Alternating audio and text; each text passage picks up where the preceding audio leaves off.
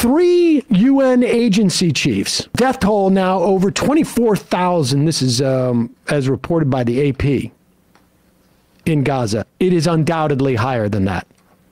There's just no means in which to. Even Cindy McCain, for God's sakes. Cindy McCain, married to bomb Iran, John McCain. People in Gaza risk dying of hunger just miles from trucks filled with food. Every hour lost puts countless lives at risk. Is it the same Cindy McCain? Can you look that up? WFP Executive Director Cindy McCain? That's her, yep.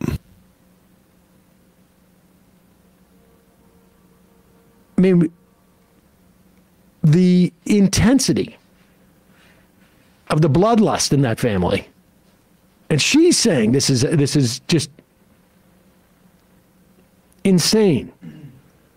That's the World Food Program, UNICEF, and the World Health Organization say more trucks need to be allowed in each day. New entry routes need to be opened up to Gaza. Aid workers and those seeking aid must be allowed to move around safely. This is not like this is not. They're not mentioning Israel by name, but the sort of unspoken handle on each one of these needs and requests is Israel needs to allow more trucks in each day. Israel needs to allow for new entry routes to be opened in Gaza. Israel needs to let aid workers and those seeking aid be allowed to move around safely. And it is Israel who's preventing all of this. This is a war crime. It's a war crime.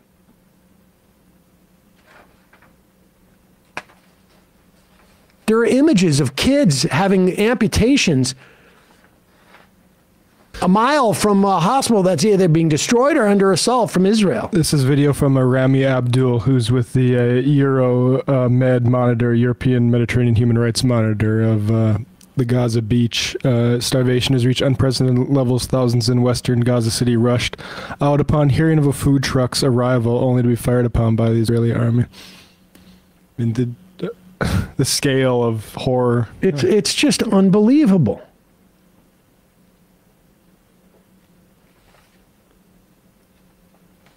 And you have even a former head of Shin Bet saying there's no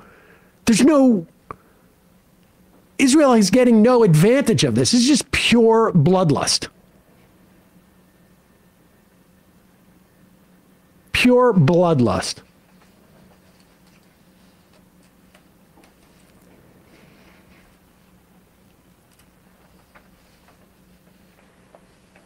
It really is just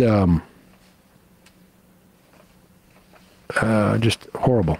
At least John Kirby said there's been precursory steps taken, so good for that.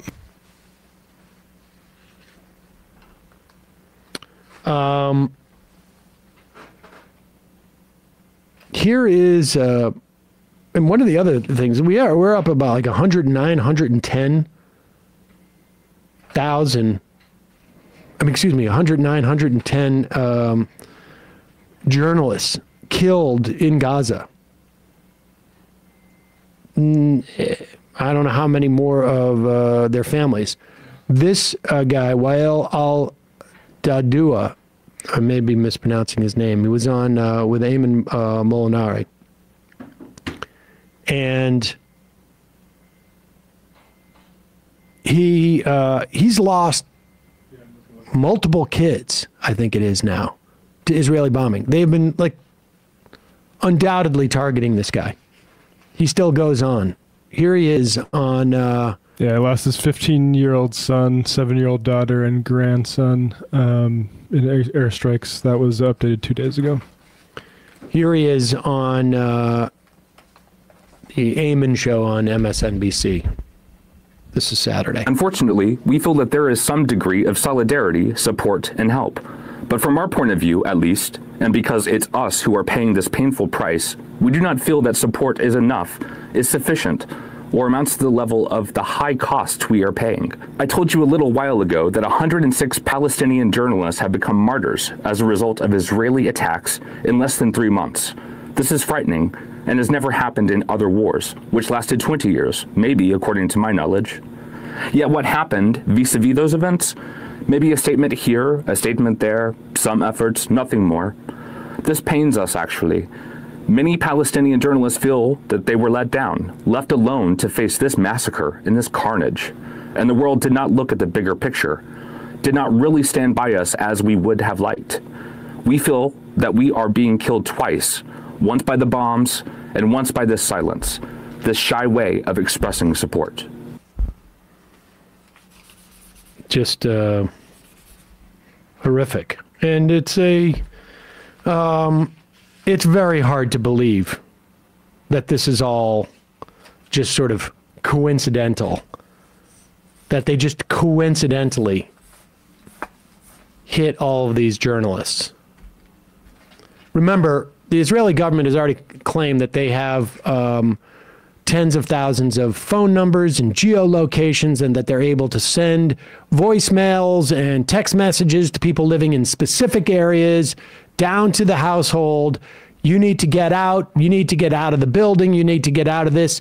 The idea that they have this technology, but it's just a coincidence that this many reporters have died. I'm sorry, I don't buy it.